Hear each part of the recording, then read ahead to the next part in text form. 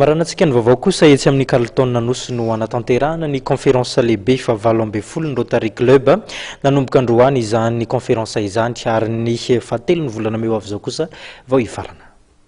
Tamin'ny fomba manetsiketsika no nisikafany conférence fahavalo ambin'ny folo sy ny fionambe fahasivy ambin'ny folo ny district 92-20 any Rotary Club izay ho totsaina ny telopolo avril hatramin'ny telo meo avy zao etsy amin'ny Carleton Hotel Jenosy. Nanamarika izany fotoan-dehibe zany ny fanokana tamin'ny mpomba ofisialy ny vaty fehizorin'ny district 92-20 any Rotary Club tetsy amin'ny zaridaina Korondrano.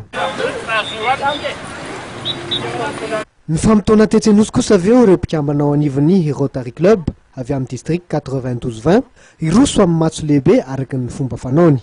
Efa mahatratra dimanjato ireo mpikambana amin'ny Rotary Club anatrika ty conférence fahavalo ambin'ny folo sy fionambe fahasivy ambin'ny folo ny district 92-20 ty avy amin'ireo firenena mpikambana toy ny Comores, Djibouti, Nosy Maurice, Mayotte, Nosy Seychelles, Nosy La Réunion ary mazava ho azy i Madagasikara.